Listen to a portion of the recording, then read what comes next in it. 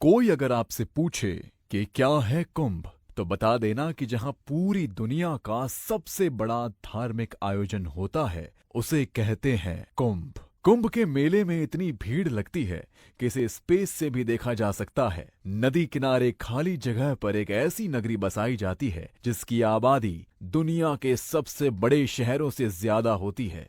एक ऐसी नगरी जहां जो भी आता है वो कभी खाली पेट नहीं जाता।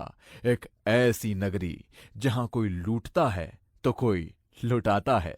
लाखों करोड़ों लोग कुंभ में आते हैं, शांति से अपनी साधना करते हैं और चले जाते हैं। ये कहना गलत नहीं होगा कि ये दुनिया का सबसे अनोखा अनुभव है। ऐसे में ये सवाल भी दिलचस्प है कि आखिर इस मेले का नाम कुंभ क्यों और कैसे पड़ा। वैसे तो कुंभ एक कलश को कहते हैं। ये परंपरा आदिकाल और वैदिक युग में शुरू हुई थी। तब ऋषि मुनि किसी नदी किनारे जमा होकर धार्मिक और आध्यात्मिक रहस्यों पर विचार विमर्श करते थे।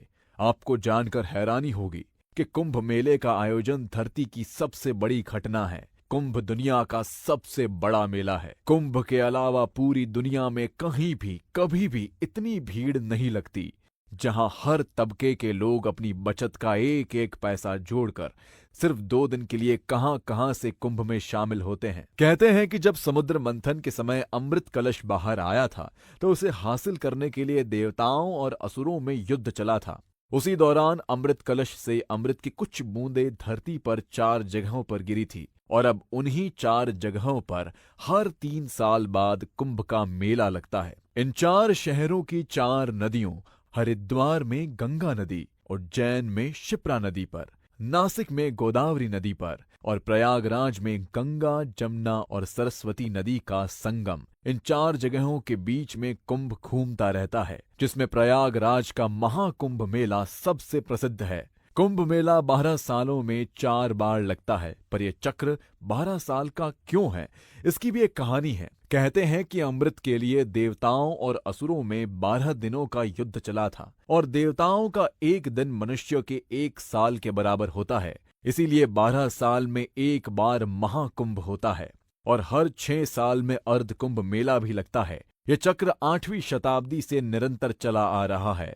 इसके अलावा 144 साल में एक बार महान कुंभ आता है।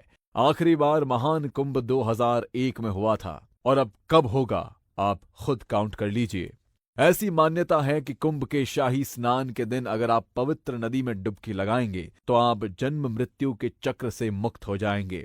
यही वजह है कि दुनिया के 41 देशों की जनसंख्या के बराबर लोग कुंभ में शामिल होते हैं। दुनिया के 8 देशों में जितने लोग रहते हैं उतनी ही पुलिस फोर्स कुंभ में आने वालों की सुरक्षा में तैनात रहती है।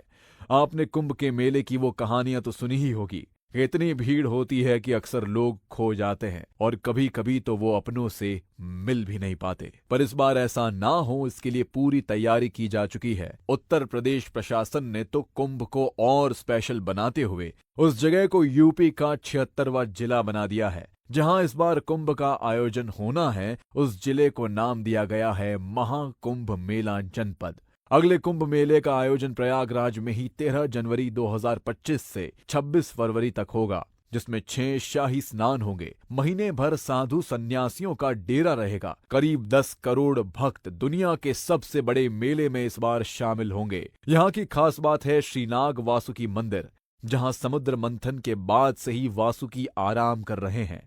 श्री वासुकी का इस्तेमाल समुद्र मंथन में रस्सी की तरह किया गया था। मंथन के बाद उनकी हालत इतनी खराब हो चुकी थी कि उन्होंने भगवान विष्णु से आराम करने के लिए स्थान मांगा था। तभी से नागराज वासुकी प्रयागराज में स्थापित हैं।